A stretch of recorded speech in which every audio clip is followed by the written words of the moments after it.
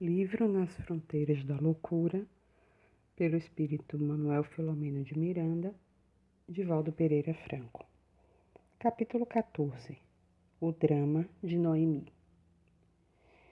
O irmão Arthur, constatando que o refazimento da filha se daria a longo prazo, quando nos dispunhamos a sair, mostrou-nos a sua viúva e genro, que vieram com a quase suicida acompanhando-a naquele momento difícil. Fora Cândido, o esposo, que lhe ministrava os primeiros socorros após o atrito, que degenerara em discussão de certo modo habitual.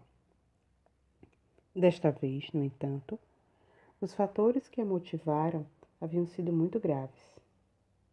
A minha pobre Noemi, explicou o pai, apiedado, renasceu em nosso lar sob um impositivo de grave provação, com raízes no passado.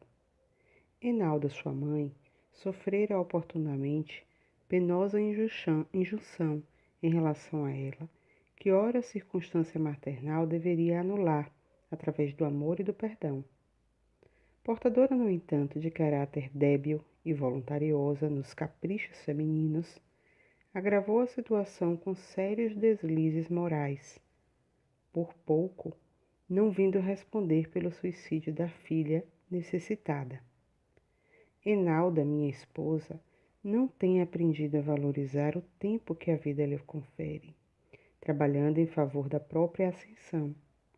Imatura, no que tange aos compromissos nobres, sonha com os prazeres extenuantes a que gostaria de se entregar, pouco lhe importando as consequências perniciosas que adviessem.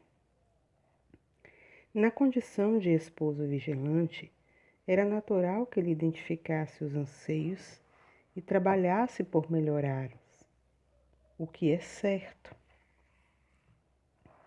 Não consegui. Enquanto estivemos lado a lado no corpo, pude descartar-lhe as possibilidades de viver com dissipações, não poucas vezes, arrostando os efeitos que a minha atitude gentil mais firme provocava. A minha desencarnação, um tanto súbita, pareceu liberá-la. De minha parte, não nutro qualquer sentimento negativo, por saber que ela se esforça não o suficiente, embora tentando acertar. Lamento-lhe a perda da valiosa ensancha, o que lhe acarretará não menores aflições próximas e remotas. O amigo silenciou, como revivendo fatos que desejava melhor situar, para oferecer-nos uma paisagem fiel, quanto possível, da situação do ambiente doméstico que levara a filha a cometer um atentado quase fatal. A nossa formação religiosa, prosseguiu sereno, não foi das melhores. Vinculamo-nos a uma doutrina ortodoxa, mais por praxe do que por convicção e sentimento, praticando o culto sem aprofundamento nas lições que ouvíamos. De minha parte, encontrava dificuldades para uma aceitação racional e profunda dos seus postulados, que me não pareciam responder às questões atormentantes que defrontamos no dia a dia. A filosofia do dogma, em caráter de fé cega, repugnava-me. Como, porém, afeiçoara-me de certo ao estudo, ao trabalho e, logo depois de diplomado, ao exercício da medicina, não me afligi com o que não concordava na religião, adotando o comportamento coerente com o mandamento maior que recomenda o amor a Deus sobre todas as coisas e ao próximo como a si mesmo. Compreendi que ele sintetizava a lei e os seus profetas, sendo a base dos ensinos morais de Jesus Cristo. A imortalidade da alma constituía-me tábula rasa, uma realidade insofismável. A matéria, pura e simples, não me explicava a vida, nem tampouco as finalidades desta. Enalda, por sua vez, aceitava o comportamento religioso sem compromisso moral com a fé indiferentemente. Agora compreendo por que, ao considerar que ela reencarnou sob macerações íntimas resultantes da existência anterior que não pôde superar. Nossa filha, de estrutura espiritual frágil, renascendo sob forte complexo de culpa, fez-se temente a Deus, receosa de aprofundar estudos religiosos e sensível ao bem de que muito necessitava para recuperar-se. Novamente o narrador interrompeu-se, concatenando os assuntos para uma síntese clara e justa. De imediato continuou sereno. O matrimônio de Noemi com Cândido não estava nos planos do seu processo regenerador. Sentindo-se desamada no lar, um tanto só e carente, transferiu a afetividade que deveria ser educada para a vivência no momento próprio para o jovem igualmente irresponsável. Sob o apoio de Enalda, que se fascinou com o rapaz, precipitou acontecimentos que o livre-arbítrio atraiu para complicações deles mesmos. Passados os primeiros meses da comunhão física, surgiram as desinteligências por coisas nenhumas, em que os caprichos pessoais complicam a convivência doméstica, arrojando os nubentes, quando levianos ou imaturos, em problemas de maior gravidade. Pequenos arrufos, discordância de opinião, remolques de parte a parte, tornaram-se habituais, passíveis de superações que poderiam ocorrer.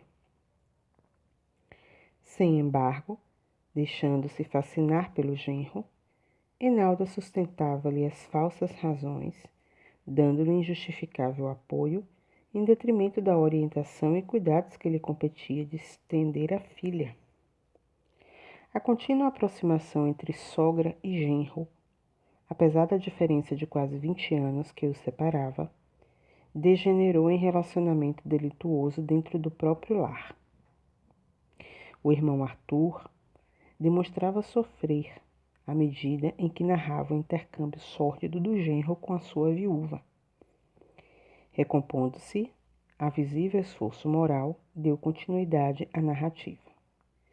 Não pensem os amigos que a minha dor seja decorrente de ciúme ou frustração.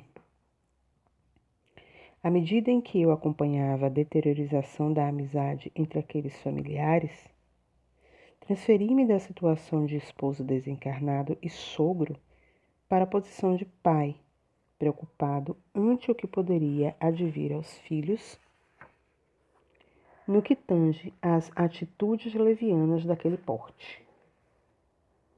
Procurei amparar os três, todos filhos da vida, que eu deveria compartilhar necessitados de socorro e de compaixão.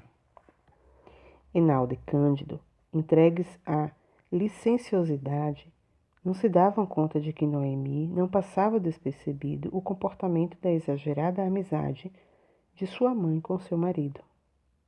Agasalhou as farpas do ciúme e pôs-se de guarda, relacionando pequenos fatos que lhes consubstanciavam suspeita. Nessa tormentosa situação mental e moral, todos atraíram seus inimigos desencarnados, abrindo campo aos processos de cruel indução obsessiva que passaram a corporificar-se. O amigo hostil, que acaba de ser resgatado da alucinação de que padecia, é a antiga vítima de Noemi, que compactuara no rapto da filhinha que vimos, quando na vilegiatura anterior. Como sabemos, somente sucedem obsessões porque existem endividados. Todo obsessor, por mais insensível e cruel, é somente alguém doente, que se viu traído e não tem sabido ou querido superar a condição de dor a que foi arrojado.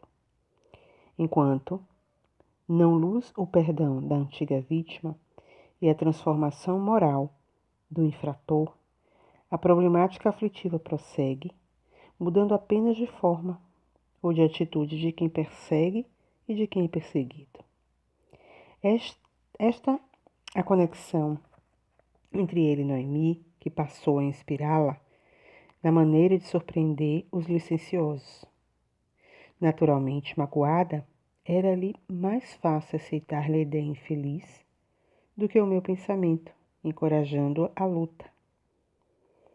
Nessa semana anterior, pude estar com minha filha e falar-lhe na esfera dos sonhos, demonstrando-lhe que as vítimas são sempre mais felizes, se não hoje, mais tarde, e de que Cândido, sendo jovem frívolo, muito brevemente mudaria de atitude em relação a Enalda, que somente estava a despencar em abismo e de difícil saída. Assim lhe expliquei após ouvi-la relatar o drama que a dilacerava intimamente. Retrucou-me, informando que só uma atitude de dura vingança poderia lavar-lhe a honra ultrajada pelo esposo e pela genitora. Aqueci e apresentei-lhe a vingança em termos de perdão e prosseguimento no reto dever, sugerindo que instasse com o marido para realizarem uma viagem e na volta assumirem a responsabilidade de ter a casa em que fossem viver as próprias experiências com mais simplicidade, o que lhes era possível sem outra, senão a tutela de Deus. Ela chorou muito e despertou sob a impressão de haver estado comigo no país de cá. Falou ao marido, sem deixar transparecer as suspeitas a respeito da necessidade de fazerem uma pequena viagem nesses dias, enquanto conversariam com calma sobre o futuro. Ele opôs-se a sair do Rio no período monesco, desgostando-a e predispondo-a à ação maléfica que lhe induzia o adversário desencarnado. Outra vez o genitor fez uma pausa proposital no relato que nos apresentava. Bezerra ouviu, com respeito e interesse, com que eu compartilho. Na manhã de hoje, continuou o amigo sofrido, Noemi, duramente hipnotizada pelo inimigo, foi inspirada a armar uma cilada, na qual tombaria como vimos. Planejou visitar amigos, prometendo retornar após o almoço e deixando os doentes morais desimpedidos para que dessem curso às paixões dissolventes. O plano não poderia ter sido melhor urdido. Tão logo se afastou, sentindo-se sem vigilância, os levianos entregaram-se à desordem moral sem qualquer escrúpulo. A pobre filha, porém, não se afastou muito do lar, demorando-se por um quarto de hora no hall do edifício e retornando sob a alegação de haver esquecido algo de que necessitava.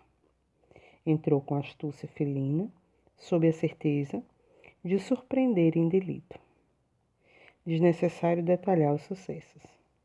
Tresvairada, discutiu com os inditosos traidores e, porque o marido a esbofeteasse, correu na direção do banheiro, que trancou por dentro e tentou seccionar as veias, conforme sabemos, agora sem a imposição mental do perseguidor que desejava deixar sobre ela a responsabilidade do gesto louco, não obstante o desequilíbrio de que se encontrava possuída. A minha carência de valores não pôde impedir os acontecimentos, demorando-me em prece até o momento em que vos vim rogar auxílio. No silêncio, que se fez natural, Dr. Bezerra concordou com a atitude de confiança vivida pelo irmão Arthur, agradecendo-lhe a gentileza da narração dos fatos, que poderia dispensar, reafirmando o prosseguimento da ajuda à filha enferma, profundamente magoada. Ato contínuo, liberou o pai afetuoso de quaisquer outros deveres, estimulando-o a dar assistência a Noemi, a quem ele visitaria em momento próprio. Quanto ao seu adversário espiritual, não deveremos manter novas preocupações.